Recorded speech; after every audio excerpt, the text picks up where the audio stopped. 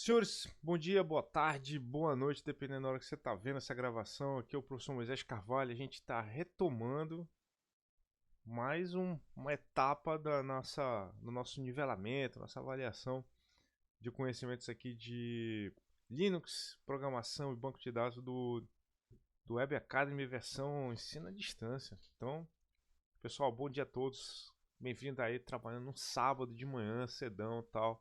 Dia. Bom dia, bom dia. Galera, hoje a gente vai retomar, então, onde a gente parou na última aula? Na última aula a gente falou bastante a gente falou um pouco de Linux na primeira parte da aula, na última parte da aula a gente falou de programação no comecinho. Então a gente aprendeu, review um pouco sobre o que é o Python, a gente viu um pouquinho de lógica de programação, só que a gente parou no comecinho, a gente viu como é que é a questão da entrada e saída. Então como é que é a entrada e saída em Python, a gente viu um exemplinho rápido na linguagem, usando simplesmente uma entrada. E a gente viu que o Python, em tese, tem três tipos básicos. Aí, assim, você evolui em cima deles, mas é número, string e booleano. Então, basicamente, isso que o Python vai ter. Aí, Só que uma coisa interessante do Python é que você não precisa declarar que tipo uma variável é. Você não precisa. Então, o que você faz? Você põe um valor dentro da variável. O que aquela variável receber, ela vai ser o tipo dela. Tipo, se como é que faz uma variável ser string? Ela tem uma string dentro dela.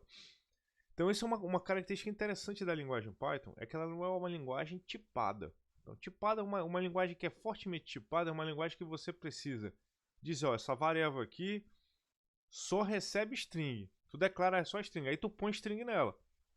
Mas antes de ela ter qualquer string dentro dela, ela já é string. Só falta ter um valor lá dentro dela.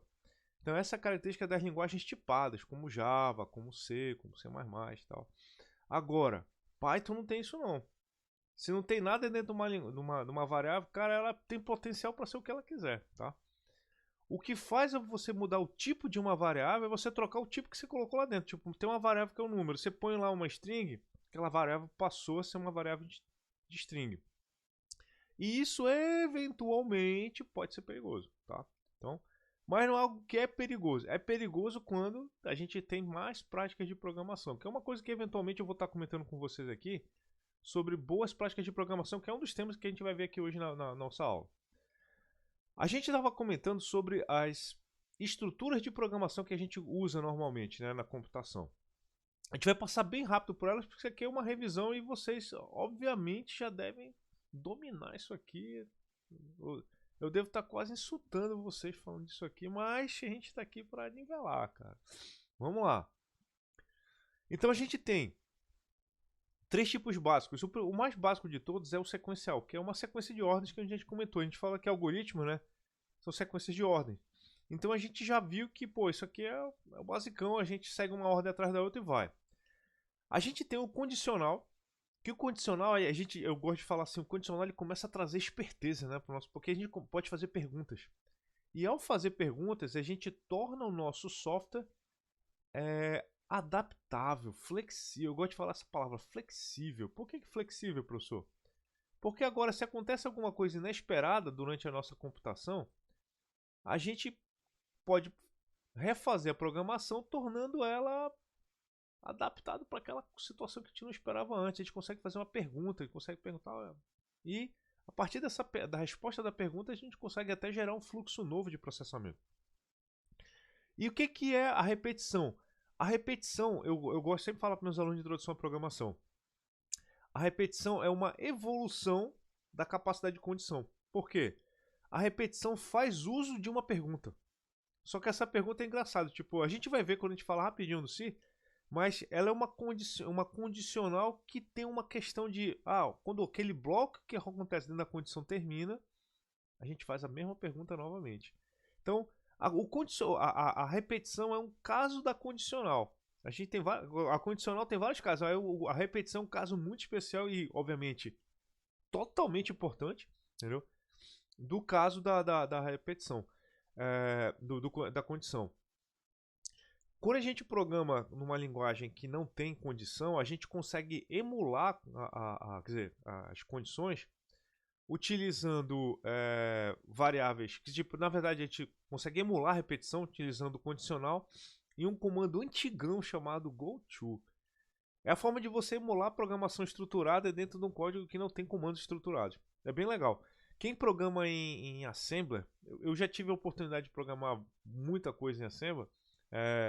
A gente, mesmo a linguagem não dando suporte, não tendo esses comandos todos, a gente consegue emular eles todinhos utilizando essas construções mentais que eu gosto de falar da computação. Tá? Então, assim, a gente tem. Essa aqui é eu acho que é legal da gente entender como é que a gente monta as coisas dentro de um formalismo dos algoritmos. Para quem tem interesse em ir um pouco atrás e entender um pouquinho mais, tem esse artigo aí chamado Flow Diagrams, Turing Machines in Language, com as únicas duas regras de formação que eu acabei de comentar aqui. Uma coisa que eu gosto de falar sempre é importante. A gente entende muito, né?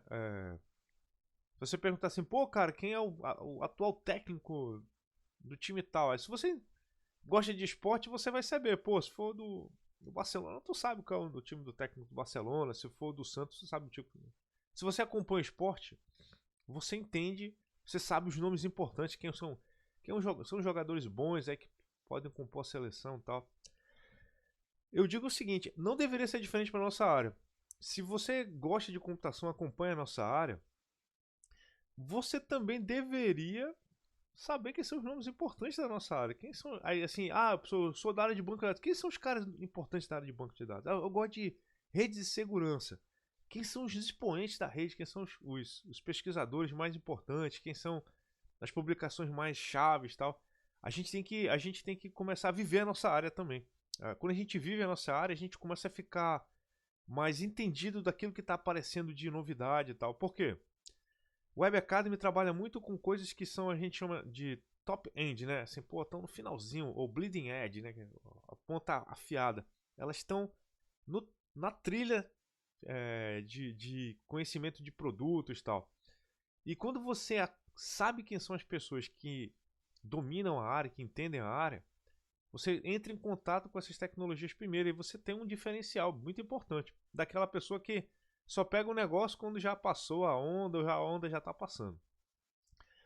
Bora entender rápido aqui como é que funciona a leitura. Assim, a leitura de estruturas sequenciais é simples, né? Você lê sempre de cima para baixo. E essa leitura da esquerda para a direita, eu não vou falar para vocês que está certa não, tá? É assim. Depende. Algumas coisas a gente lê da esquerda para a direita, mas eu vou falar para vocês, na verdade, quando tem comando atribuição, ou quando tem um comando que ele recebe parâmetro, a gente entende melhor o comando atribuição olhando da direita para a esquerda, e quando tem um comando tem parâmetros, você olhando dentro do parâmetro depois do comando, tá? Então isso aqui dá pra a gente melhorar. Ó, tanto que eu vou colocar aqui no geral. Aí depois da direita para a esquerda, quando é o comando, atribuição,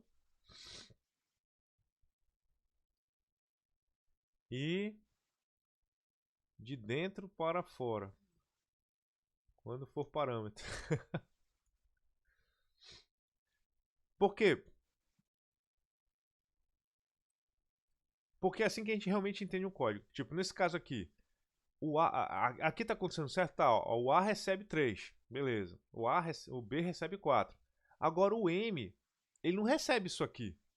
O que acontece o M? Primeiro a gente lê isso aqui, depois é que a gente faz o comando de atribuição. Então a gente primeiro vai ter que ler esse cara aqui. E quem a gente vai ler primeiro? O que está dentro do parênteses. Ou dentro do parâmetro, ou parênteses. Vou colocar aqui. Primeiro a gente vai ler. Quanto é que é A mais 2? Ele vai vir aqui. O que tem dentro do A? Ele vai lá na memória, tem 3. O que tem dentro do B? Ele vai lá na memória, o que tem? Tem 4. 3 mais 4, 7. Aí 7 ele vai dividir por 2. Aí ele vai executar esse cara aqui. Aí depois é que ele vai jogar pra cá. Vocês entenderam então? Então, de cima pra baixo é 100% correto. Agora, da direita pra esquerda, às vezes, tá? Parâmetro, vou imprimir. Posso imprimir o M? Não, eu tenho que ir lá na memória ver o que tem no M. Lembra aquele detalhe que eu falei para vocês na última aula? O difícil para a gente quando a gente está rastreando um algoritmo, ou fazendo o que a gente chama de teste de mesa no algoritmo, é você lembrar que o computador ele não olha o código anterior. O computador, quando ele está executando um código, ele não olha isso aqui. Tipo, eu estou executando essa linha aqui. Ele sabe que essas duas linhas aqui existem? Não, elas não existem para ele. O computador, na hora que ele está interpretando um código, ele não tem a noção de tempo que nós humanos temos. Ele não vê o passado como a gente vê. Ele só vê o presente. Ele só vê o que está acontecendo naquele momento. Então, no momento que ele executa isso aqui, essas duas linhas aqui já deixaram de existir. O que existe agora foi o resultado do que essas linhas executaram. Então, quando ele executa essa linha aqui, ele só consegue ver essa linha, ele não consegue ver o passado. E ele também não consegue ver o futuro. Ele só vê aquela linha. Então, A e B para ele é uma coisa que ele tem que ir lá na memória, onde que está, o que tem dentro dessa variável A, lá dentro da memória onde é o endereço dela. Ele vai lá. Ele não olha o código. Uma linha atrás, ele não sabe fazer isso. A gente faria. A gente está acostumado a dar o A, a gente olha para cima, tem um 4. A gente o B olha. O computador não faz isso. E eu acho que, assim, eu digo para vocês, essa é a principal dificuldade de um aluno quando está começando a programar, entender esse conceito e evitar fazer isso. Tipo, você não deveria olhar a linha anterior ou as linhas anteriores para executar um código. Você só pode olhar aquela linha e o estado da memória. O estado da memória você tem que escrever em outro lugar, porque aí você imita o computador direitinho. E essa é a forma de a gente rastrear, a gente entender se um código está funcionando ou não. A gente imitar o computador com perfeição. Acho que é um desafio. Eu digo para vocês, com certeza é um desafio. Não é óbvio fazer isso, tá? Mas é a única forma conhecida da gente, com certeza, não errar quando a gente está programando, tá? Deixa eu fazer um ajuste aqui, galera. Professor, eu sou um pouco... eu sou um pouco. Vamos lá, então. A ideia que a gente tem que ter, quando a gente está começando a fazer qualquer programa, de qualquer natureza, de qualquer linguagem, não importa. Primeira parte, entender o problema. Galera, esse aqui é o mais importante de todos. Entender o problema. Depois, o que assim, entender o problema, pô, já sei o que eu vou fazer, tô confiante naquilo que eu vou fazer e tal. Eu tenho que agora entender o que esse meu programa precisa para funcionar. O que são as entradas? 2. O que eu espero que saia depois que esse meu programa executar? Qual vai ser a saída? Eu vou falar para vocês, isso não acontece uma ou duas vezes com alunos que estão aprendendo a programar ou já sabem programar até um pouquinho. Eu já vi aluno que faz o programa todo, trocentas linhas, e chega na hora, ele não lê nada, ele submete, aí a pessoa não tá funcionando. Eu falei, cara, sabe por que não tá funcionando? Porque tu não leu as variáveis de entrada. Aí ele, como? Ele esqueceu de fazer o básico, de ler a entrada, saber o que precisa. Então, assim, quando você vai fazer a receita de uma... vou fazer a receita de um bolo de chocolate. A primeira etapa que tu tem que fazer, depois que tu já pensou no problema, o que eu vou precisar para fazer o bolo de chocolate? Tu tem que ter a lista de ingredientes. O que vai sair desse... Cara, vai sair um bolo de chocolate, pô, beleza. Sai outras coisas? Sai resto não sei o que, sujeira, tal, prato sujo. Mas sai um bolo... O objetivo é sair um bolo de chocolate. Então você tem que lembrar sempre, não pode tirar isso nunca da sua perspectiva, do que você precisa para entrar e para sair. Aí você vai projetar o script. O que é projetar?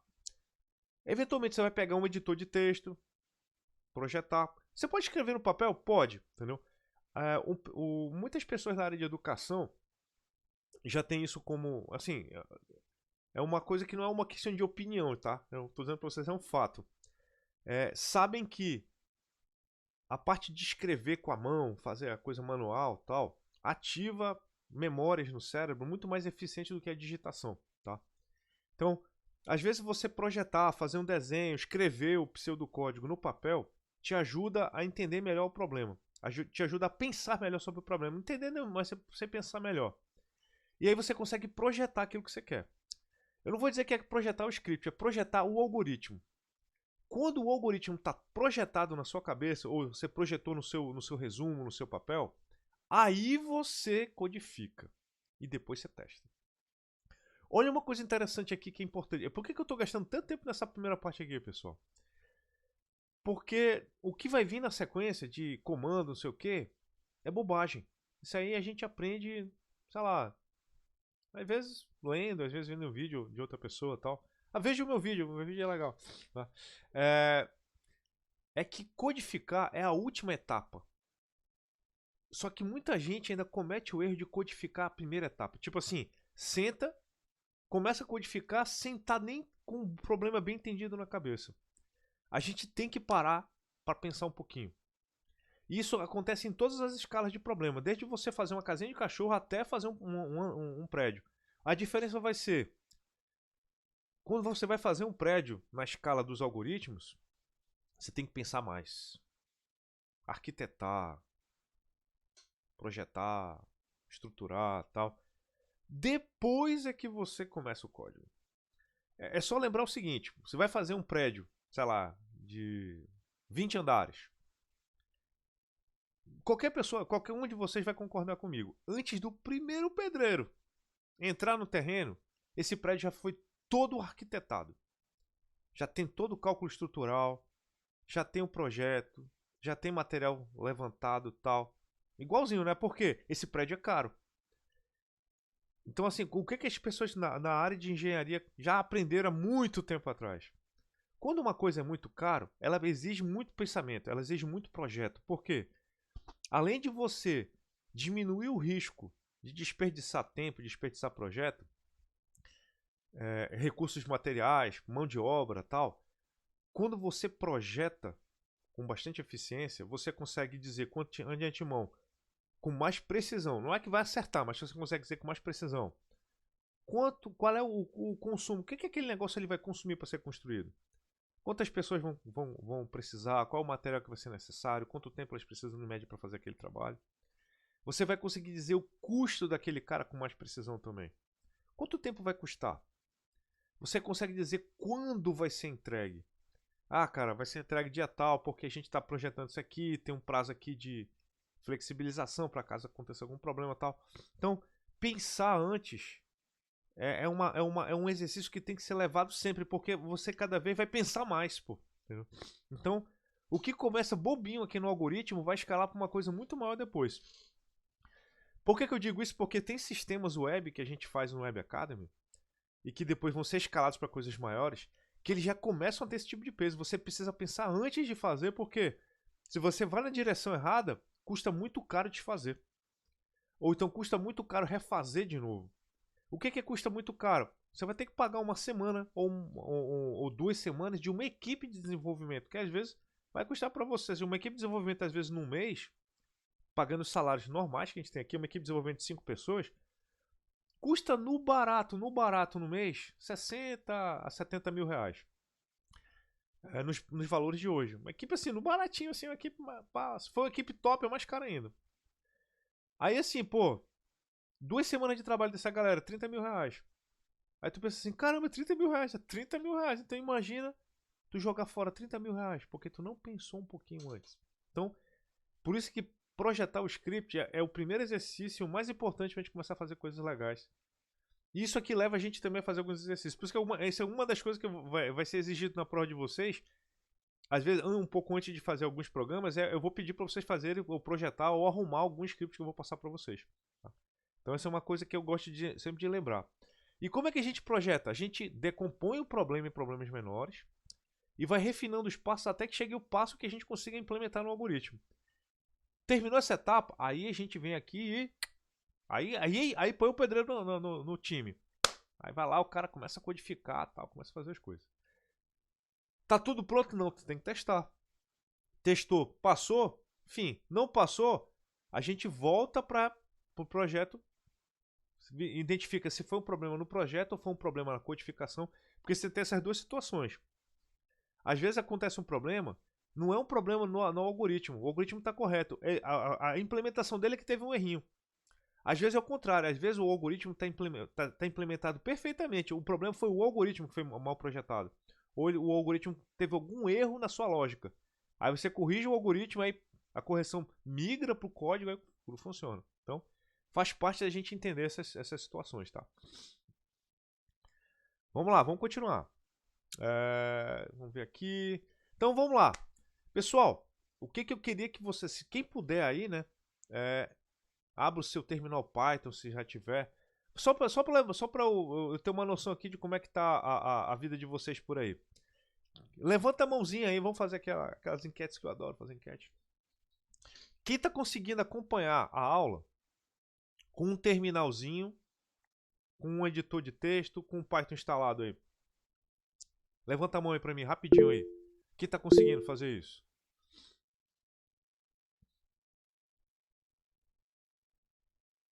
Vamos lá, temos 8 pessoas. Temos 19 alunos na aula. Tá quase a metade. 18, tá quase a metade. Vamos lá, quem tá conseguindo, conseguindo programar junto aqui? Eu vou ver aqui, marcaram 10 pessoas levantando.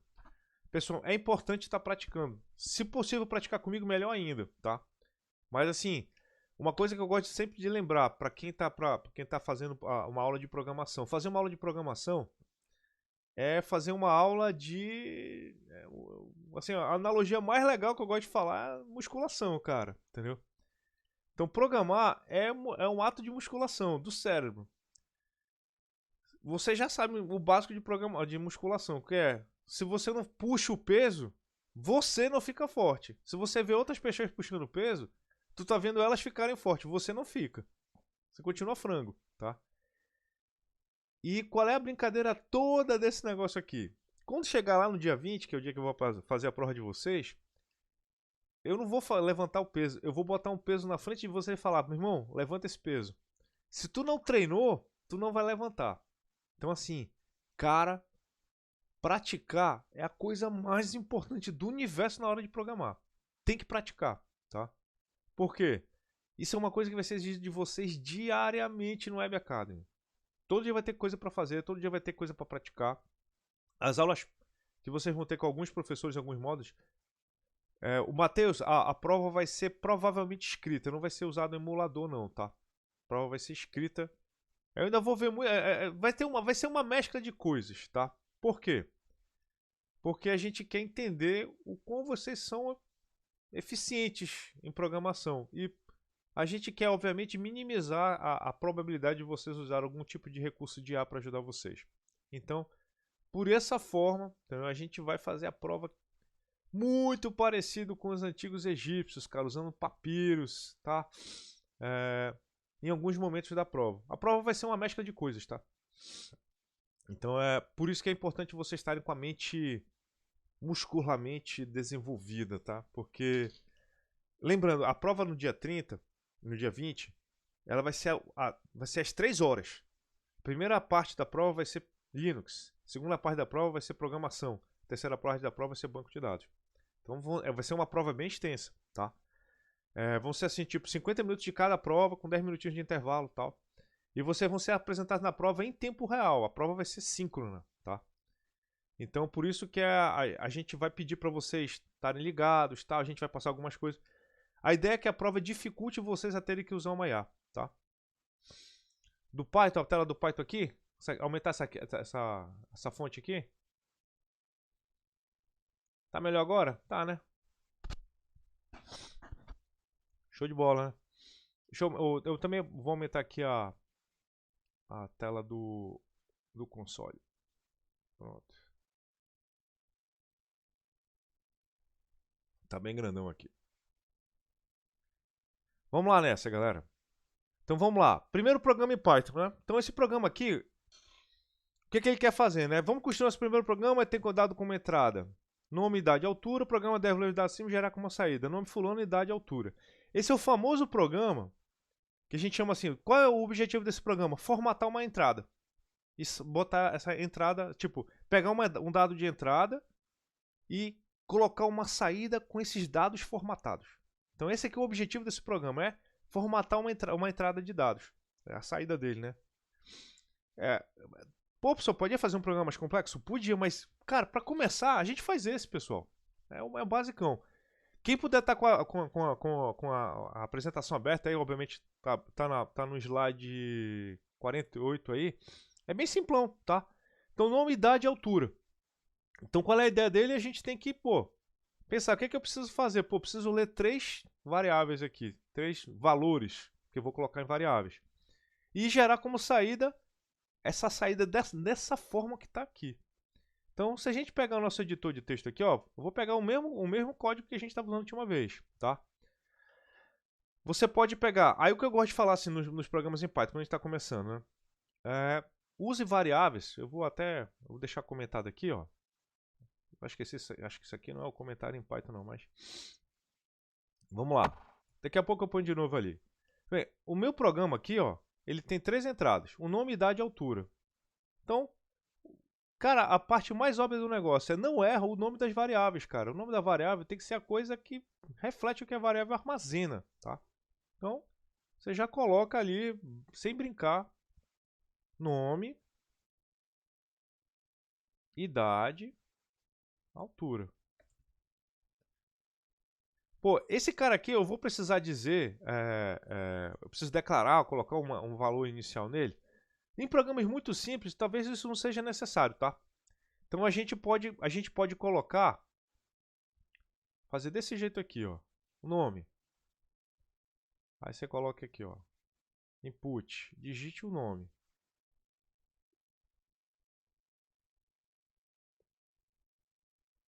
Aí, pô, digite a idade.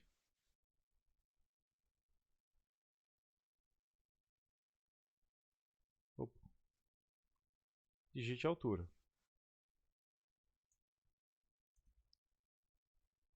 Você não necessariamente precisa fazer muita coisa louca com isso aqui não, tá? Mas é o que vai acontecer aqui, né? Você pode colocar uma variável aqui, nome. A gente vai aprender a formatar elas, né? Idade, altura. Salvar. Python 3, hello.python. Ó, já começou a funcionar aqui. Isso aqui é o programa assim, por que eu tô fazendo desse jeito aqui? Porque uma entrada é um programa muito bobinho, então é assim, você já consegue pensar na tua cabeça, não tem um processamento, eu vou pegar, ler uma entrada, botar uma saída. O que ele está pedindo é exatamente isso, só que eu não vou colocar a saída ainda formatada. Eu vou primeiro ver se eu estou conseguindo entrar os dados direitinhos, tá?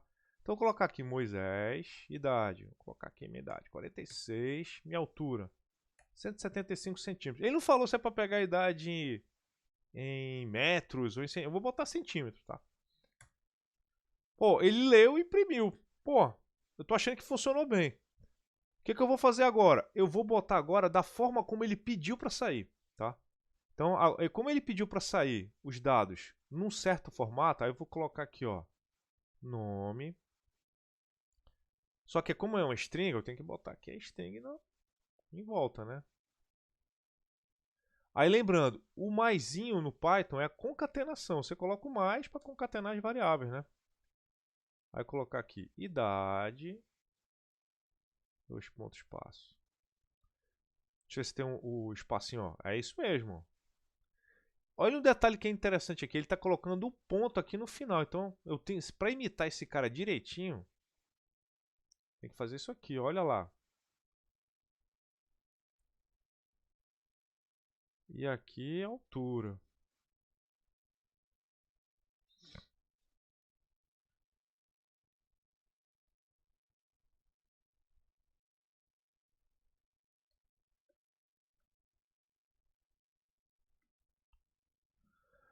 Olha aí uma coisa que é legal, né? Eu fiz desse jeito aqui porque eu estou querendo imitar exatamente o que ele está pedindo aqui, ó. Altura, espaço, 2 pontos, espaço, altura. Idade, coladinho aqui. Professor, esses detalhes aqui fazem diferença? Se você está fazendo um programa que outra pessoa... Matheus, no Python não precisa criar uma classe principal para isso. Não, Matheus, quando a gente não está programando orientado a objeto, não precisa. E a gente não está programando orientado a objeto. Então a gente está fazendo um programa simples, tá? A gente não precisa. Deixa eu ver se tem mais alguma pergunta. Interessante. Então, vou executar aqui de novo. Agora, ó, vamos colocar de novo. Moisés 46 175. Agora, ó, a saída está exatamente como foi pedido. Aí uma coisa importante. Por que a gente tem que colocar, às vezes, a saída exatamente como está pedindo? Por mais que a gente não concorde às vezes. Porque a nossa saída, às vezes, vai ser utilizada por outro programa. E aquele programa talvez esteja esperando exatamente essa saída. Tá? Então, esse aqui é acho que é o mais importante. A gente, às vezes, primeiro faz o que estão pedindo. Depois a gente questiona. Depois a gente... Pô, dá pra fazer melhor e tal. Eu acho que o primeiro critério que a gente tem que ter quando a gente está programando é: faça o que pediram, da forma como pediram, tá? A não ser que esse negócio seja muito destrutivo, a forma como foi pedido é muito destrutiva, é muito quebra as coisas, não sei o que, tal, dá um pau, dá um problema, causa uma situação difícil. Se não for uma situação dessa, faça o que é pedido. Entregou, aí você questiona, cara, dá pra fazer melhor ali, pô, eu acho que a gente podia ler esse dado aqui de uma forma melhor. Moisés, seria possível você dividir a tela do slide com a tela da apresentação, da programação? A ideia é que vocês não tentem olhar o meu código. Por isso que eu não estou mostrando muito. Entendeu? O Ah, tá objetivo certo, é então. vocês Mas não verem isso para a aqui gente que tanto. está começando, seria bom. Por quê? Porque aqui no próprio slide vocês vão ver, ó. A forma como ele te está colocando, entendeu? Eu estou fazendo aqui mais como um exercício, mas no próprio slide já tem Ah, tá bom, então. a resposta para vocês acompanharem para quem está começando, tá? Pode ficar tranquilo. Tá. Então, continuando aqui. Quando ele passa isso aqui, quais são as perguntas que eu fiz assim, antes de escrever aquele código? Quais são os dados de entrada desse programa? Ele só pediu ali, né? Aí eu falei, pô, ele pediu o nome, a idade e altura. Pô, legal. O que ele pediu para sair? Ele pediu para sair aqueles dados de entrada, ele pediu para fazer uma saída formatada. São mensagens com aquele nome, com a idade, com aquela altura que foram dados pra gente, tá? Então, essa parte aqui da pergunta, de entender o problema é: pô, ele vai me dar 3 coisas e ele vai usar essas 3 coisas para jogar uma mensagem fora. Sair uma mensagem formatada para as pessoas que estão utilizando. Então, esse aqui eu entendi. Esse é a primeira. Parece bobinho, mas esse primeiro exercício aqui de entender é que leva a gente a sacar se as coisas estão funcionando. Aí outra coisa que a gente pensou aqui: o Python não exige esse pensamento assim de forma muito forte por causa do tipo dele, que você define o tipo com aquilo que você recebe, tá? Ó, o nome, idade e altura. Qual é a idade certa de medir? Nome é string, entrada é inteiro, altura é em metros. Só que se vocês olharem bem aqui a definição, ó, ele não falou em que vai ser a altura. Então essa é uma outra coisa importante que a gente tem que aprender quando a gente está desenvolvendo software. Às vezes, as pessoas que vão pedir para a gente desenvolver o software não vão saber descrever o que elas querem exatamente. Cara, isso é muito comum. Tipo, a pessoa ela tem uma intuição daquilo que ela quer, mas ela não sabe descrever o que ela quer. Eu falo pra vocês, isso não é assim, tipo, a maioria das vezes, é quase 99%, assim, tipo, disparado. Normalmente, as pessoas que precisam de software, elas têm uma intuição, uma vontade daquilo que elas precisam, daquilo que elas querem. Mas elas não têm capacidade de descrever, tá? Não tem essa capacidade de escrever. Porque a descrição é um processo de refinamento. Quando ela vê a primeira vez, uma primeira versão daquilo que ela pediu, aí ela começa a refinar. Ah, não, mas aquilo ali eu queria menor. Não, aquilo ali eu queria que fosse 2 linhas, não sei o que. Ela começa a refinar aquilo que ela estava pedindo a partir do momento que ela tem uma primeira visualização. Então, os algoritmos também vão ser refinados por causa disso. Quando a gente faz uma primeira versão de um algoritmo, a gente está fazendo uma primeira versão dado uma solicitação, mas às vezes a solicitação tem um monte de lacunas. Por exemplo, aqui a entrada, a altura é metros? Não necessariamente, podia ser em quilômetros, podia ser em centímetros, podia ser em 100 milímetros, a gente não sabe, tá? O Rodrigo falou, aí entra a atuação do profissional para abrir a visão do cliente. Não é só abrir, eu diria que não é nem abrir, Rodrigo. é refinar. Porque às vezes o nosso cliente, ele sabe, vou colocar entre aspas, ele sabe o que ele quer, mas ele não sabe descrever. É toda essa parada. Tá? Outras vezes a gente tem que direcionar o nosso cliente para aquilo que ele quer.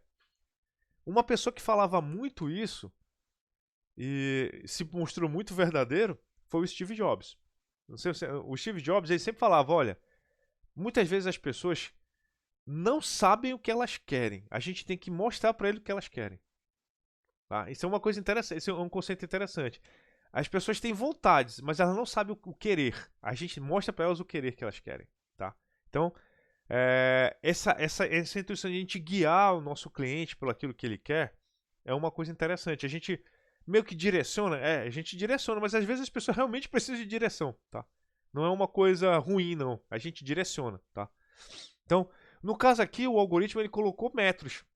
As mensagens, vários, tipo de dado vários. No caso da mensagem aqui, como ela vai ser impressa na tela, a gente já sabe, vai ser uma string. Então, não precisa pensar muito sobre isso não. Então, tá aqui, ó. A gente está projetando o algoritmo, tá? O início, entrada, input, a saída, vai ser o print e o final, então o final do programa, tá? E aí entra o código, ó. Input, insira seu nome, insira sua idade, insira sua altura. Lá no nosso programa, não disse como é que deveria ser a entrada. A gente está refinando por nossa conta como é que vai ser a entrada, tá? Insira seu nome, insira sua idade, insira sua altura. E aí a gente está imprimindo, ó. Nome, idade e altura, tá? Olha que legal. Só que assim, tem detalhes, né? Tipo, na hora que ele pediu uma coisa, ele colocou uma certa formatação. Eu já fui lá e já ajustei para ficar mais certo ainda, ficar de acordo com o que foi pedido. Por quê? Eventualmente a gente deixa uma coisa passar por causa de um pontinho, de um espaço a mais que acontece. Aí como é que fica o programa, ó? Nome, idade e altura. Olha o que está acontecendo aqui. Ele pegou a entrada, o nome, insira o seu nome, insira a sua idade, insira a sua altura. Nome, idade e altura. Só que ele converteu a idade para int, a altura para float e imprimiu elas aqui. Isso aqui, o cara fez o programa, esse exercício que está aqui, convertendo, né, a idade para inteiro e a altura para int, para float. Assumindo que a altura vai ser em metros e a idade vai ser int. Mas aí o professor Moisés gosta de fazer o questionamento, né? O cara é muito inquisitor, né? Em algum momento nesse código, a gente fez cálculo com a idade? Não, né? Em algum momento nesse código, a gente fez cálculo com a altura? Não. Qual foi o objetivo de pegar a idade? Foi imprimir. Qual foi o objetivo de pegar a altura? Foi imprimir. A gente não usou ela para fazer cálculo. Então nessa hora eu gosto de fazer questionamentos do tipo, se eu não vou usar uma informação para fazer cálculo, por que eu estou armazenando ela como número? Se ela não vai ser usada para cálculo, em nenhum momento. Ou em algum momento no futuro isso vai ser usado para cálculo? Não. Vai ser só usado para imprimir. Então por que precisa ser um número? Então, eu sou muito do questionar, tipo, por que isso aqui está desse jeito? Tipo, se o aluno, se eu passo esse programa para o aluno faz isso, eu nunca vou dar que o aluno está errado. Tá?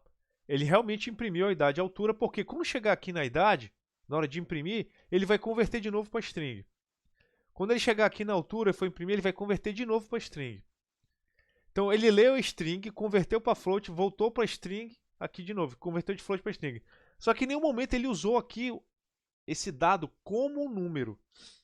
Então para mim, não precisaria. O meu código está diferente do código aqui da resposta. Por quê? Porque eu critiquei, eu falei, cara, eu não estou usando esse cara em nenhum momento para fazer cálculo. Então por que eu preciso converter ele? Né? Simples, né? É um negócio doido, né? Mas isso faz diferença quando a gente está programando, tá? A gente entender o que o nosso código vai fazer, para a gente não fazer mais do que precisa, tá? Bora falar de operadores. Os operadores, isso aqui, deixa eu dar uma arrumada nisso aqui. Eu gosto sempre de dar uma arrumadinha, cara. Cor da borda, cor de preenchimento. Cadê aqui a cor da fonte? Cor do texto, tá aqui, pronto. A gente tem os operadores aritméticos, os relacionais e os lógicos. Bora ver rapidinho, é só uma revisão rápida. Os operadores aritméticos são aqueles que funcionam com números fazendo aquelas continhas que a gente aprendeu na matemática, tá? Então, subtração, o que é interessante a gente entender aqui?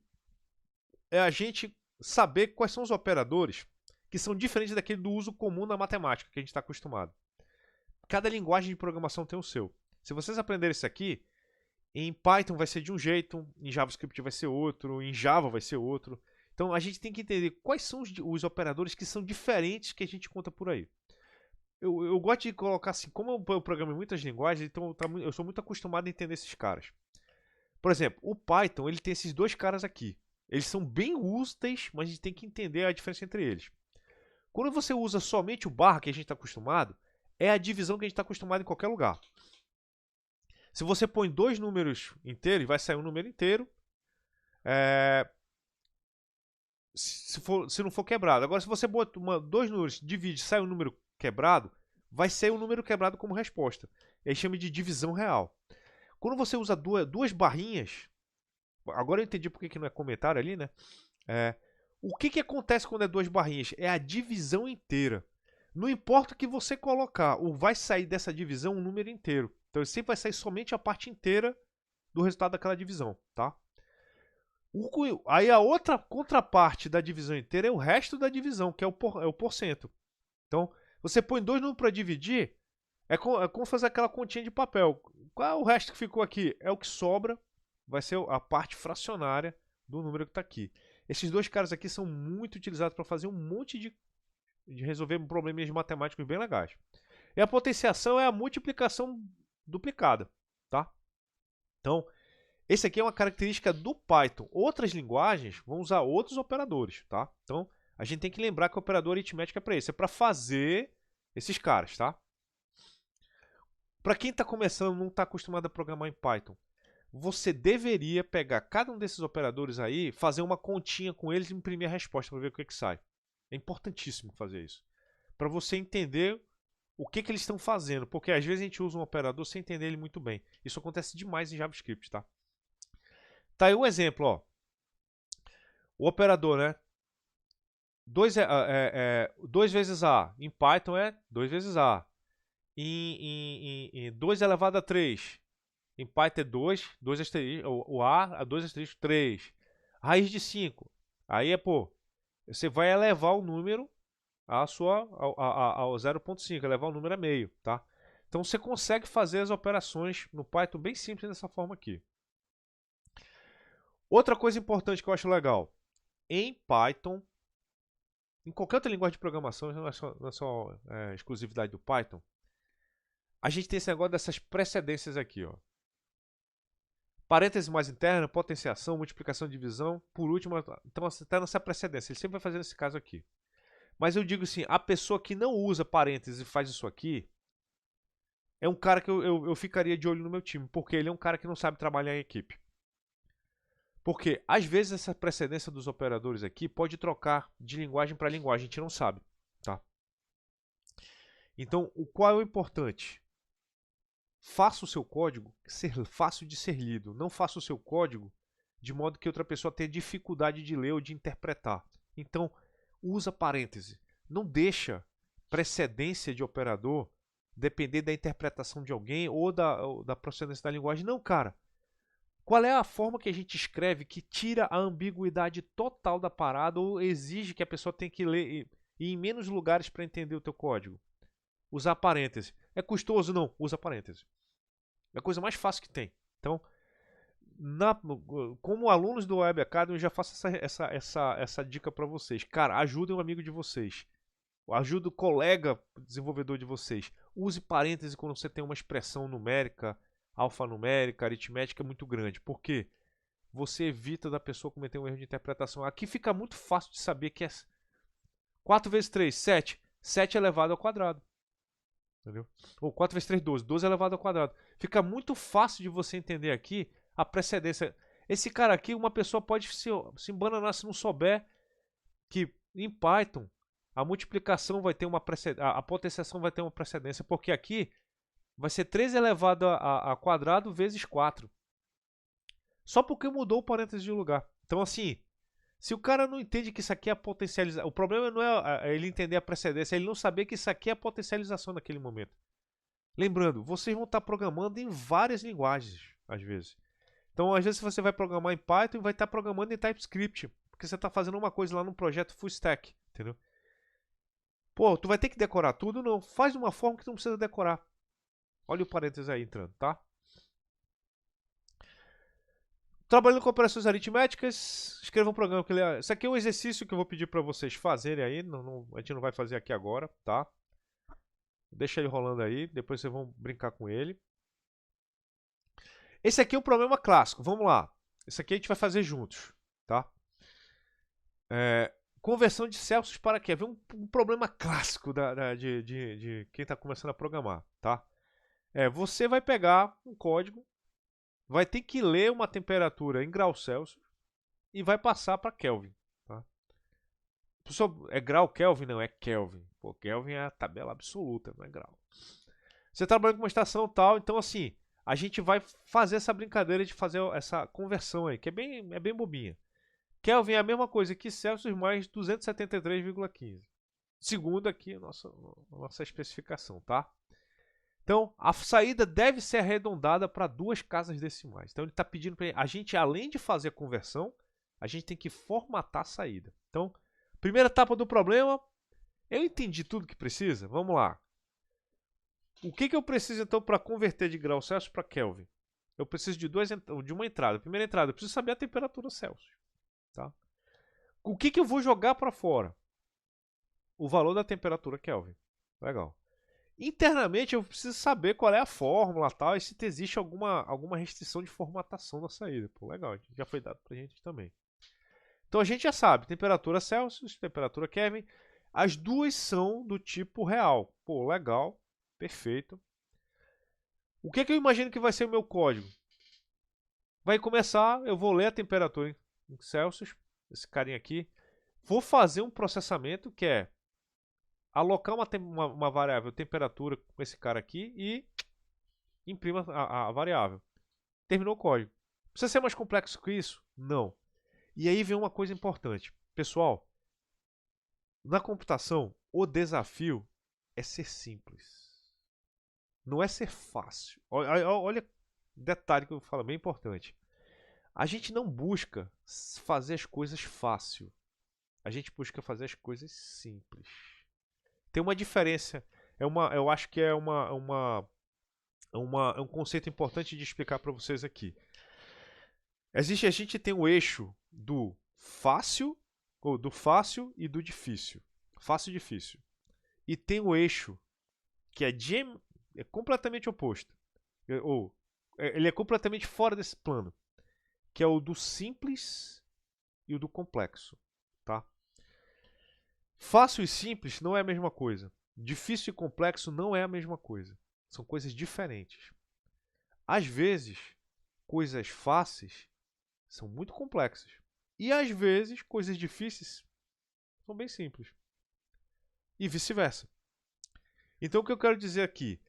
Na nossa área, o que a gente tem que privilegiar? A gente não tem que privilegiar fazer o código mais fácil ou o código mais difícil, tá? De processamento.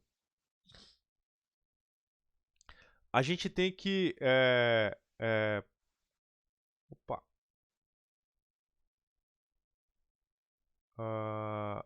a gente tem que estar sempre guiado mais ou menos assim. Como é que eu faço meu código ser simples? Quando você simplifica o seu código, simplifica do tipo, eu não faço ele mais complexo daquilo que ele precisa ser. Cara,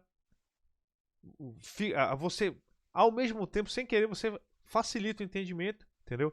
Não que precise ser fácil, porque às vezes o que define se vai ser fácil ou difícil, simples ou complexo, vai ser a natureza do problema.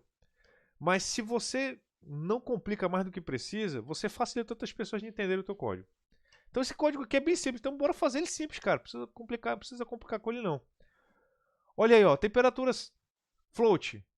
Agora vai acontecer aquele negócio que eu falei pra vocês. Dessa vez, quando eu ler um número, eu vou fazer uma conta com ele? Vou. Opa, agora então eu preciso converter esse cara para número, porque eu vou fazer uma conta com ele. Olha o importante aqui então. Eu vou pegar o código que está aqui e vou copiar aqui direto para o nosso negócio. Olha lá como é que vai ser. Deixa eu apagar aqui que a gente não vai precisar mais usar esse cara. Deixa eu pegar aqui, copiar. Vou copiar direto para vocês verem como funciona direitinho. Copiei o código. Pá. Temperatura C. Aí vamos fazer um cálculo aqui. Temperatura K.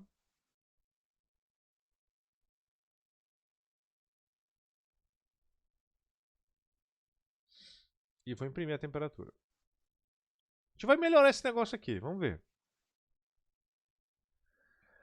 Então vamos lá, ó. Eu vou entrar. Só dá uma corrigidinha aqui nesse asterisco aqui, porque esse cara aqui tinha que ser aspa dupla, né? Deixa eu copiar aqui direitinho. Aqui. Se eu colocar aqui vai dar errado. Vocês viram que rapidinho eu olhei e vi que tinha uma coisa errada, né? Que quando eu copiei a string ela não ficou verdinha, né? É porque aquela aspa diferentezinha não é entendida no Python. Aqui ele é, ó, aspa duplazinha agora deu certinho. Quem estiver vendo a apresentação aqui, eu já corrigi aqui, agora vai dar certo. Entre com o valor da temperatura em Celsius. Aí, pô. Esse cara aqui, ele vai converter em float. Então, lembrando, porque se a gente fosse fazer passo a passo, seria de um outro jeito. Seria desse jeito aqui, ó. Olha como é que eu vou fazer. Vai ser diferente, hein?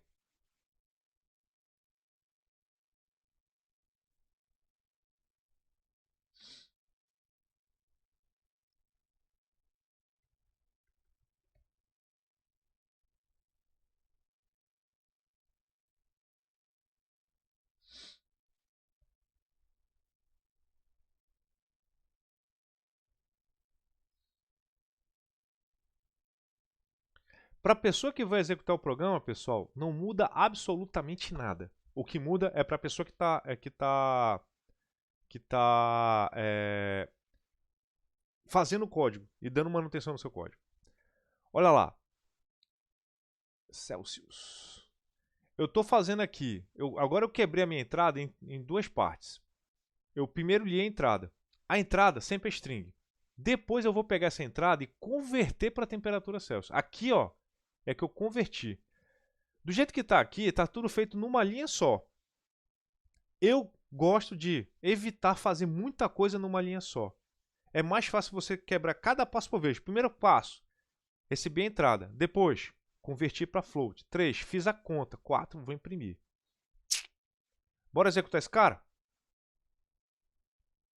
Limpar aqui a tela. Entra com o valor de temperatura Celsius. Pô, vou colocar 30 graus, cara. Pô, tá quente. Eita lasqueira, vamos lá. Linha 4, entrada Celsius. Name entrada Celsius. Nota. Opa, o que ele falou aqui? Professor, isso aqui é uma ótima oportunidade. Eu pedi para colocar uma entrada, para converter um número, só que essa entrada aqui, essa variável, não existe. Eu falo, como assim não existe, professor? Ele está falando que tem uma variável que eu pedi para entrar, mas ela não tem valor nenhum dentro dela. Não foi definida, entendeu? Aí o próprio Python é esperto e fala assim, cara, será que tu não quis dizer entrada Celsius que tu definiu ali em cima? Isso aqui é o erro clássico que um programa diz para você quando você errou. E esse aqui é o que é legal, ó. Isso aqui já é uma sacada do Python mais moderno. Ele tenta instituir, pô, esse cara aqui, eu acho que ele tá tentando usar uma variável que tá ali em cima. Aí falou, pô, é mesmo, cara, olha, professor. O senhor colocou entrada Celsius aqui, mas o nome da sua variável tá entrada Celsius, pô, é mesmo, cara. Agora sim, ou Celsius. Pô, tá bacana, acho que agora vai funcionar. Bora ver? 30 graus de novo. Opa, funcionou. Olha aí que bacana, que bonito. Uma coisa que é importante, pessoal, quando dá um erro, cara, erro não é uma questão da gente assim, melhor você desesperar. Não, cara, tranquilo. Erro é uma coisa que a gente, o erro é o nosso amigo, o erro é o nosso brother. A gente tem que abraçar o erro. Porra, cara, obrigado por me ajudar, tal. Ele mostra pra gente as coisas que estão acontecendo. E aqui uma coisa que eu acho legal de a gente ver uma coisa que eu acho muito importante quando a gente está falando aqui sobre erros, né? Que é uma coisa que sempre vai acontecer. Tá? Linha 4. Pô, professor, no editor de texto de vocês, cara, sempre abre linha e tem a linha, cara. Olha lá, ó. No editor de texto aqui, eu vou copiar aqui no seu editorzinho aqui, bacaninha aqui, ó. Tá vendo aqui, ó, a linha, cara. Sempre tem um editor de texto para programar que indique a linha, porque os compiladores ou os interpretadores das linguagens sempre vão referenciar a linha que deu problema. E olha a loucura. Quando você tem vários comandos, várias coisas acontecendo numa linha só, tipo, eu tenho uma conversão, uma soma, uma impressão, tudo numa linha só. Pô. Ó. E o interpretador dá um erro naquela linha, tu vai falar, cara, o que deu erro? Foi a impressão? Foi a conversão? Ou foi a leitura que eu fiz daquele cara? Por isso que eu acho legal para leitura, para quem está começando a programar, evitar fazer muita coisa numa linha só. Faz uma coisa por linha. Quem está começando a... Cara, isso é uma ótima prática. Ajuda o cara a ver melhor o código, tá? Então, fica muito bacana a gente fazer desse jeito aqui, porque agora, pô, ficou muito simples de eu entender, pô. Eu fiz a primeira entrada, peguei o string, converti para float, fiz a operação e imprimi a resposta. Olha aí. Olha aí que legal. Lembre-se de converter a entrada para ela for numérica, entendeu? Eu gosto de converter numa linha separada. No exemplo aqui está numa linha só. Faz diferença? Cara, nenhuma. Mas para quem está começando a programar, eu recomendo fazer do jeito que eu fiz, porque ajuda a gente a entender alguns erros que às vezes podem deixar a gente meio inseguro. Quando a gente vê uma mensagem de erro, cara, o que foi? Ah, foi um erro de conversão. Ah, não, foi um erro de leitura. Ah, foi um erro de variável e tal. É mais fácil assim. E aqui vem a parada, o errar humano. Lidar com erros faz parte da programação. Use as mensagens do erro a seu favor. Explore os erros lá de codificação, aí vai ser bacana. Não se pergunte por que o programa não funciona. Se pergunte por que o programa funcionou desse jeito. A gente tem que entender o que causou o erro. A gente não tem que entender por que ele não está funcionando. Milhões de coisas. Por que ele fez exatamente isso que ele fez aí? Então, a gente usou aqui a mensagem de erro para dizer assim, por que ele... Pô, aconteceu isso aqui. E tem alguns tipos de erro que são muito complicados de a gente pegar. E aí que vem um ponto que é importante falar. Tem erros, galera, que eles são causados por uma questão de sintaxe. O que é isso aqui? O que é a sintaxe? Eu errei a digitação, errei o nome de uma variável, errei uma vírgula, errei um ponto, errei uma indentação. Isso é um erro de sintaxe, tá? Os erros mais difíceis de pegar não são de sintaxe, porque os de sintaxe, o Python, o compilador, o interpretador Python, ele ajuda a gente, ele diz onde está errado. Os erros mais complicados são os erros de lógica, porque o erro de lógica, você só entende que está errado quando você faz teste. E você só consegue corrigir quando você entende o algoritmo que produziu aquele erro. Então, é importante a gente ter essa noção desses dois tipos de erro, o erro de lógica e o erro de sintaxe, tá? Os erros de sintaxe, o compilador ajuda a gente. O erro de lógica é a gente tá sozinho no mato. Então, nessa hora tu tem que estar bem preparado, tem que ser que nem o Batman, só preparo, tá? Importante, não se limitar aos exemplos. A gente tem que fazer muita coisa, a gente tem que imprimir. Às vezes a gente tem que entender que se o código é muito longo, ele pode estar errado desde o começo e hoje pode estar errado só lá na última etapa. Então a gente tem que olhar estágios intermediários do nosso código para entender em que momento aconteceu um erro, tá? Quando a gente consegue explicar o problema para alguém, a gente ajuda a explicar para a gente mesmo. Então, pô, cara, tenta explicar pro teu gato, entendeu? Tu tem que verbalizar. Tipo, o teu gato não entende programação, explica para ele, cara. Ele vai que ele aprende, entendeu? Mas explica, tá? Dê um tempo. Às vezes, galera, é muita zoeira que eu vou falar aqui, mas às vezes para resolver um problema tu tem que lavar uma louça. Ou então pendurar uma roupa no varal. Cara, ajuda. Parece loucura, mas às vezes lavar uma louça te ajuda a resolver um bug. Tá problemaço aqui e tal. Vai tomar uma água e depois lava uma loucinha. Cara, na hora tu... Caraca, era aquela parada. Parece que o nosso cérebro precisa dessa distração leve, assim, de uma coisa que exige um trabalho, mas não seja um trabalho que seja mentalmente muito assim, exaustivo. Tipo, Lavar uma louça, tu lava ela meio que no automático. Esse meio que no automático ajuda a gente a resolver problemas. Pendurar uma roupa no varal, tu faz meio que no automático, ajuda a resolver. Arrumar uma cama, fazer uma faxina leve na casa, ajuda às vezes a gente a programar. Cara, é muito engraçado isso. Então assim, por isso que eu digo que um programador que é bom de resolver código, a casa dele tá sempre um brinco. Por quê? Eu sei que o cara foi resolver alguma coisa, ele tava com problema. Cara, aquele módulo tá com aquela parada, bicho. O que deve ser? Aí o cara vai lá, pô, vou dar uma varridinha aqui na casa, cara. Porra, aí quando ele tá lavando, ele, caraca, brother. Ele larga a vassoura e vem aqui e resolve o código. Tá? Normal. Então, erro de sintaxe foi isso que vocês acabaram de ver que eu acabei de dizer pra vocês, né? Deixa eu... Pô, cara, eu adoro meus padrinhos mágicos, cara. Pô, eu adorei essa referência. A linguagem, erro de sintaxe, são violações de regra da escrita da linguagem, são detectados pelo Python ou pela linguagem de programação. O Python informa o que está acontecendo. Tá? Então, show de bola. Os erros de lógica, aí que é o problema, cara.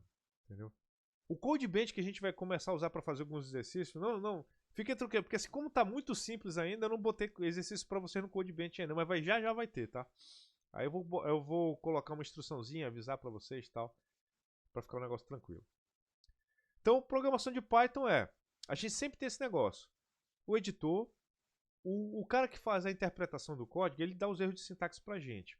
Aí nós, olhando entradas de teste e execução, a gente consegue ver os erros de execução. A gente chama em programação em erro de runtime. A gente tem a saída do console. Tá? Aí vocês acabaram de ver aqui, né, o problema que a gente mostrou ali e tal, tá? Não, o erro pode estar numa linha anterior, sim, porque às vezes você está fazendo uma operação certa com um dado errado, então o problema aconteceu antes. Então a gente sempre tem que olhar aos pouquinhos o nosso código, tá?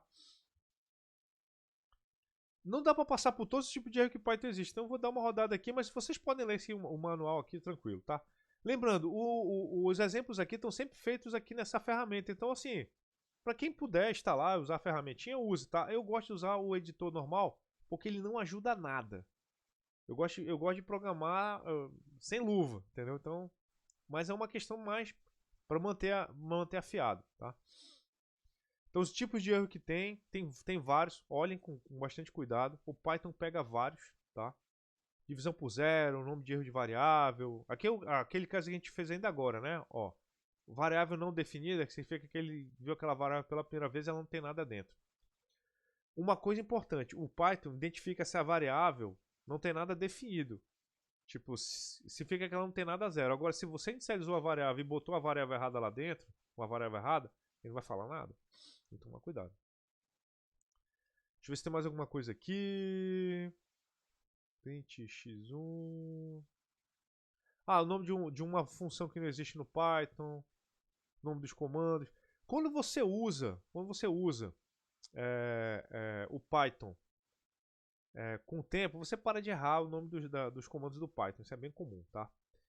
Agora, uma coisa que o Python não faz por você, é aí que vem um negócio. Assim, eu vou dizer que é bem engraçado. Aqui é a hora que o JavaScript começa a separar do Python. Tipo, esse erro aqui é bem legal. Tá aqui. Tem a variável x1, que é uma string. O fun. E ele está somando com 2 aqui. O Python, ele dá um erro. Ele diz assim, olha cara, tu tentou somar uma string com um número. Isso não faz sentido, maluco. Isso é doido. É doido, não faz isso não, tá? Ele dá aqui, ó. Não pode converter inteiro para string de forma implícita. Por quê? Ele tá achando que isso aqui é uma quando ele viu mais aqui, ele achou que isso aqui é uma concatenação. Ele não achou que isso aqui era uma soma. Porque ele viu a string aqui. Então, uma coisa, quando é string e tem um mais na frente, não importa o que vem depois, o Python vai achar que é uma concatenação. Só que ele não converte número para string automaticamente. Olha uma loucura, o TypeScript faz isso. Isso aqui em TypeScript ou em JavaScript não daria erro, daria tudo certo, tá? Então, dependendo da linguagem, algumas coisas que são erros de sintaxe numa linguagem não são erros de sintaxe em outra, tá? Isso é uma coisa para a gente ficar ligado. Em tese, isso aqui deveria ser um erro geral. Por quê? Eu estou tentando fazer uma operação que envolve dois tipos diferentes e o operador não opera com dois tipos diferentes. Tipo, o operador maisinho, na linguagem Python, ele opera com strings e strings ou com números e números. Ele não opera com strings e números. Então, como esse operador não opera com tipos diferentes, ele deu esse erro. Tá? Então, é sempre o operador que define se um comando vai dar correto ou não, dependendo da tolerância dele ou dos tipos que ele precisa para receber na entrada dele. Tá? E essa última parte aqui é o seguinte. Agora a gente vai falar um negócio que o Matheus tinha comentado ainda agora. Ele tinha comentado sobre classe e tal. Não é questão de fazer classe, porque a gente não vai programar orientado a objeto aqui inicialmente. Mas às vezes a gente precisa organizar o nosso código de uma forma que fique fácil de a gente reutilizar ele ou de arrumar ele para fazer algumas coisas. Quando a gente quer que certos pedaços dele façam coisas específicas que a gente acha que fica mais organizado, que é o primeiro ponto, ajuda a gente a programar melhor. E 2, ajuda a gente a reaproveitar aquele código caso a gente precise repetir aquele cara mais vezes, tá? Então nessa hora, a gente vai começar a pensar na questão de funções. Então tem as funções, tá? O Python tem várias. Na biblioteca matemática dele, isso aqui é a função absolute, entendeu? O que significa? Tu dá um número, ele dá o valor absoluto daquele número, tá? Então, ABS X aqui, ele recebe um parâmetro de entrada, tipo as funções matemáticas. As funções matemáticas tem o nome da função, tem o domínio das entradas, ou as entradas dos seus domínios, e tem a saída. Tá? Então, a gente consegue fazer alguma coisa equivalente em Python. Tá? Deixa eu botar aqui. Ih, bagunçou aqui a saída aqui. Então, a função absoluta ela recebe um número como entrada e joga um número por saída. A função absoluta é o famoso deixa um número sem sinal. Entendeu? É só... beleza, então é a distância entre 0 e aquele número no espaço. Beleza, então só vira um valor positivo. Então ela recebe um valor como entrada e um valor como saída. A gente tem outras funções que recebem vários outros tipos. Tá?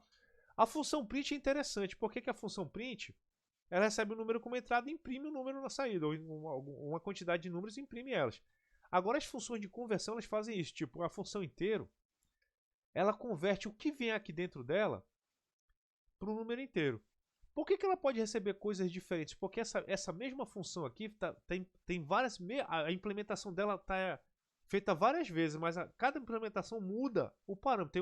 Tem uma função int que converte float para inteiro. Tem uma função int que converte string para inteiro. E assim por diante. Então cada uma desses caras aí vai trabalhando dessa forma. A gente tem a mesma função implementada com o mesmo nome, mas ela recebe parâmetros diferentes. E com isso eu consigo chamar ela e o Python, qual é a função que eu vou usar para esse cara?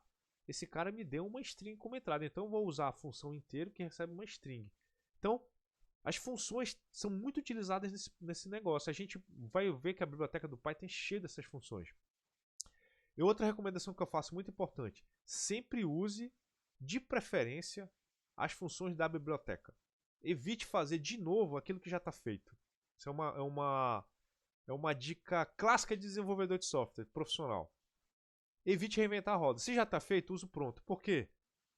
Se o pronto for da biblioteca, já foi testado, já foi massacrado, macetado. Cara, aquele negócio ali está tranquilo, usa sem medo, tá?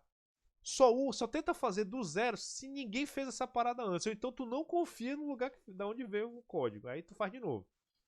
Do contrário, não tenta reinventar a roda. As outras engenharias já fazem isso há séculos, tá, galera? A gente não tenta minerar cobre, tenta fazer cobre para fazer cabo em casa. A gente compra o cabo pronto.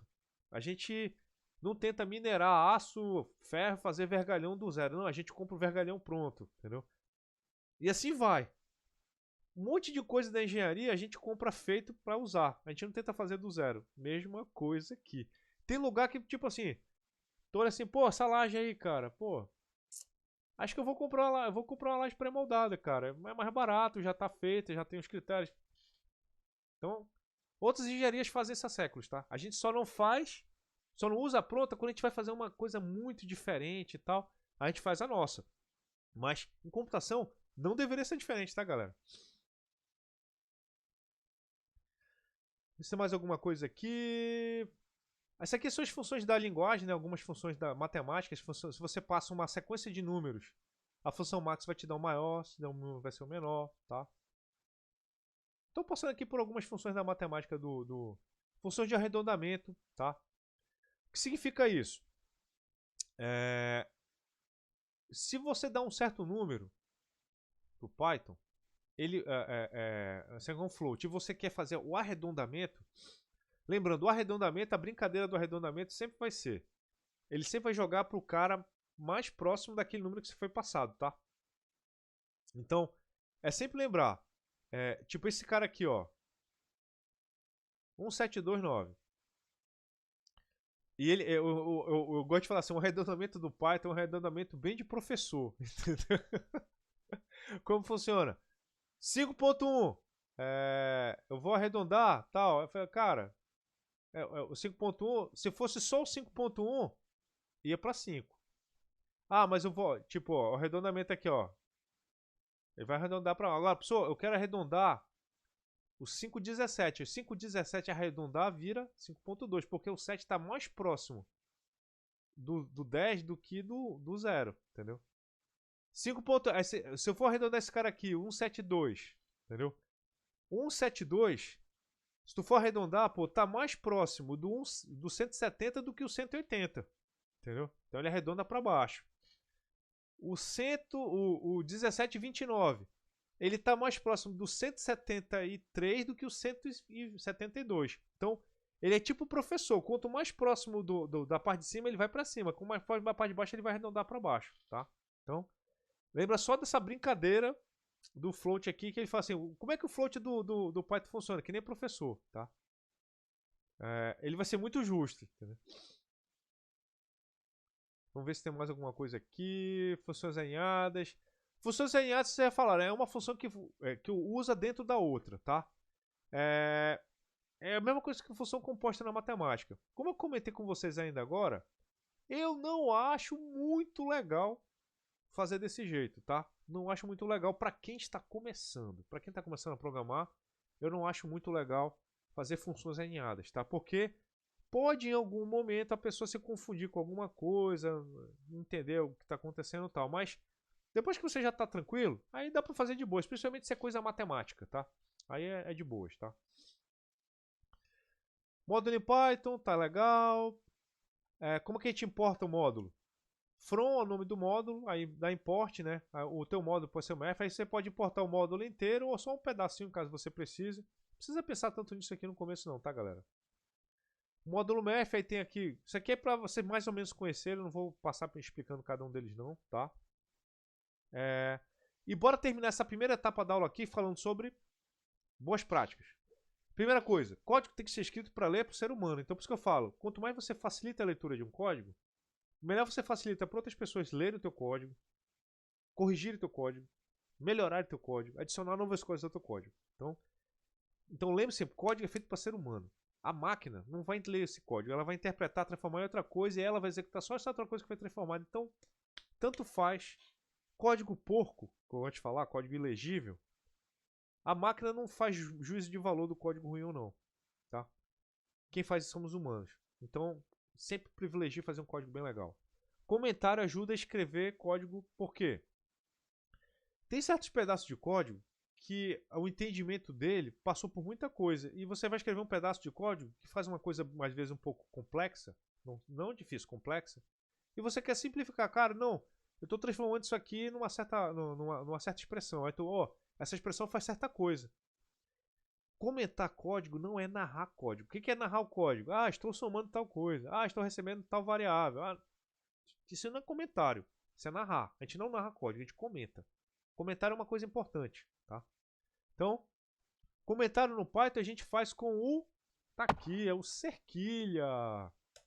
Ou hashtag, né? Tal. Cerquilha é coisa das antigas. Comentário, vou fazer algo legal aqui. O Python ignora esse cara aí, para ele não existe comentário. Então, comentário é só pra gente, tá? Tá aqui, ó. Multiplicar. Esse aqui que é a diferença entre narrar e comentar. Multiplicação de B por H.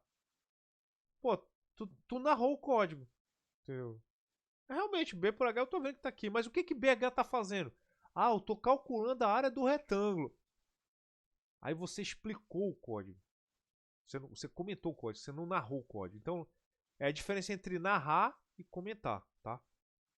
Bons programadores fazem bons comentários. E comentário não é uma coisa que acontece toda hora, não. Porque quando um código é bem legal, ele já é claro por si próprio. Um código bem legível, ele não exige muitos comentários, tá? Mas eventualmente precisa. Código sem comentário nenhum, em nenhum lugar, a não ser que seja um código infantil, tudo bem. Agora, se não tem um comentário sequer e um código faz muita coisa, é um cara um pouco amador. Ou então um cara um pouco... Eu diria que é amador mesmo, porque só amadores acham que todo mundo entende o próprio código. O amador ele acha que todo mundo é gênio e vai entender esse meu código aqui. Às vezes a gente não pode esquecer que o que é óbvio pra gente pode não ser óbvio pra outra pessoa. Então a gente tem que fugir um pouquinho desse viés desse viés. Cara, isso aqui eu tô entendendo bem porque eu fiz esse código, eu tô entendendo o problema. Mas se um cara tem que fazer uma manutenção e olhar isso aqui do nada, talvez ele se atrapalhe. Então eu vou começar a explicar só um pouquinho aqui o que está rolando aqui, tá? Cabeçalho é legal, sempre importante quando você fazer um código profissional, entendeu? E até para você que está programando, você vai fazer teu próprio projeto, um hobby. É importante você fazer esse cabeçalho. Se é teu hobby, tu não precisa colocar teu nome, mas é bom você dizer a última vez que você mexeu no código, para você saber, cara, a última vez que eu toquei nesse código. Legal. Tá? Quando você usa controle de versão como o Git, isso aqui já vai mais ou menos automático no Git, mas é bom de colocar no código. Tá? Tá aqui, boa prática de programação. Nome de variável, galera. Pô, o nome de variável é lindo, cara. X, não. O que a variável está armazenando? É o raio? Coloca o nome dela. Deixa eu arrumar esse negócio aqui direitinho aqui, galera. Pronto, aqui. Vamos arrumar mais legal ainda. Tá aqui. Não use nomes de acentos. A variável não pode ter acento. O cara evita os acentos. Esquece esse negócio de teclado em português e nome de variável. Tá? É sem tio, sem cedilha, sem agudo, sem circunflexo. Esquece essa parada. Limpo, tá? Esquece, não tenta diferenciar variáveis pelo tamanho da caixa dela, tá? Ah, caixa alta. Não, faz todo mundo minúsculo de preferência, tá? Se tem que ser uma variável maior, eu vou te falar, eu nem gosto desse jeito que tá aqui, ó. Eu prefiro outro tipo, eu prefiro fazer isso aqui, ó. Raio interno, raio meio, raio externo. Eu gosto de usar o camel case, tá? Eu acho legal, você evita esse negócio. Vocês vão ver a maior parte dos códigos de vocês na internet, no GitHub, a galera usar esse cara aqui. Então, se você programa desse jeito aqui, o teu código a galera já vai entender melhor, tá? Use parênteses, a gente já comentou antes. Defina as variáveis no início. Isso aqui é uma coisa básica de lógica de programação. Quando a gente vai fazer um programa, a gente vai usar variável, o ideal é que a gente tenha um pedaço do teu bloco de código lá em cima, com todas as variáveis que você vai usar. Ah, pessoal, eu precisei usar uma variável nova aqui embaixo. Define ela lá em cima, para quando a galera olhar, saber tudo que vai ser utilizado. E se você vai começar a usar uma variável lá embaixo, define ela e inicializa ela lá em cima. É uma ótima prática de programação, galera. Ótima. Você leva do algoritmo para os programas e isso vai ser uma coisa que vai ser muito útil durante a tua vida profissional. Isso aqui é para vocês brincarem. Deixa eu ver se eu já quero terminar essa primeira etapa da aula aqui. Isso aqui é para vocês irem fazendo aí para treinar, tá, galera? Galera, essa primeira parte aqui da aula, eu vou parar aqui a gravação. A gente responde algumas perguntas para a gente fazer o nosso intervalo, tá? Deixa eu parar aqui a gravação. Daqui a pouco vai pro YouTube, pessoal. Vamos lá.